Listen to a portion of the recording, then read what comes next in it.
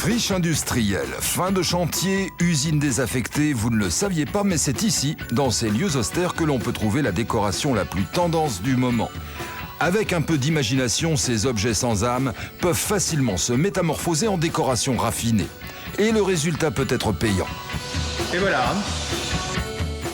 À coup de récupération, Franck a transformé cet entrepôt en appartement très agréable, bourré d'astuces de déco simples, efficaces et pas chères.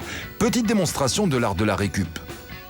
C'est cette lampe qui est ni plus ni moins qu'un tube industriel. Alors j'avais récupéré justement des bureaux qui avaient mis ça dans une benne à ordures. On a mis, si vous regardez bien, pour fixer juste un fer tort, un fer industriel qu'on a mis dans le mur. On a calé ça et on a pris des espèces de petits tuyaux comme des petits tuyaux de douche qu'on vend dans n'importe quel magasin de déco. Et paraît-il que justement maintenant certains designers ont distribué ça dans des grands magasins avec des prix d'or, quoi. Des tuyaux industriels pour réaliser l'éclairage, des casiers d'usine poncés en guise de rangement, des cloisons à base de toits métalliques ou une cuisine conçue à partir d'éléments en inox d'occasion. Pour Franck, la récup, c'est aussi une forme de combat contre le gaspillage.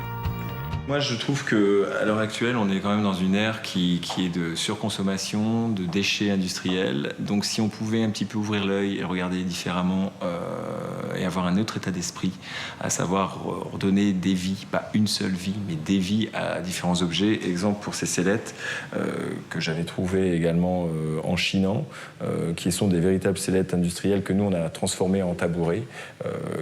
Tout est puré, tout le monde croit que c'est quelque chose qui a été fait par un grand designer, alors que c'est rien du tout.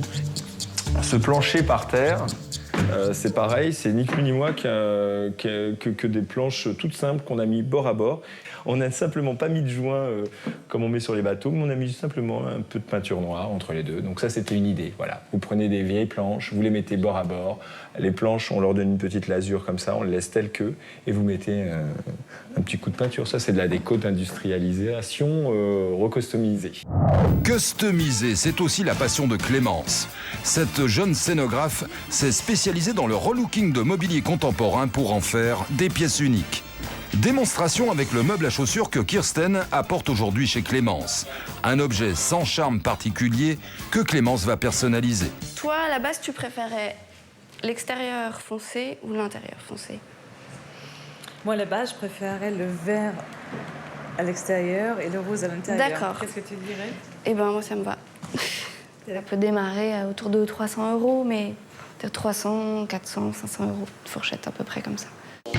En quelques jours, Clémence va totalement transformer ce meuble. Peinture intérieure et extérieure selon les souhaits de sa cliente, mais aussi habillage des tiroirs à l'aide de photographies qui seront ensuite collées une à une. Au final, le résultat semble satisfaire pleinement la propriétaire. Waouh! Waouh, ça jette! Il est vraiment génial. C'est exactement cette touche de couleur que je voulais avoir ici dans le couloir. Lo Del Teio s'est lui aussi pris de passion pour la couleur. Cet artiste espagnol s'est installé en France il y a 8 mois. Son métier, offrir une seconde vie à d'ingrates armoires d'usine.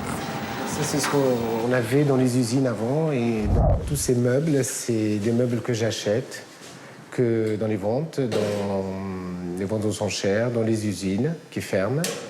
Donc, et ils ont tous vécu et on leur donne une deuxième vie chez moi. Une deuxième vie, destinée à partir à la benne, à la poubelle. Et ben non, je les rachète à temps, si vous voulez. Pour moins de 300 €, vous pouvez vous offrir un meuble très original. Mais mieux encore, vous pouvez le faire vous-même. Tous les mercredis, Lo Del Teio enseigne d'ailleurs à de jeunes Parisiens l'art de redonner vie à de vieux meubles ou à décorer leur chambre. J'ai vu les meubles, je les trouvais jolis. Et après, il m'a demandé de participer. Et j'ai ramené un meuble et là, on va le peindre. Peinture réservée, mais elle est spéciale à faire. Quand je vois des meubles dans la rue, tout de suite, je les récupère et j'en fais autre chose. C'est ce qu'on appelle un petit maquillage. N'est-ce pas, Simon?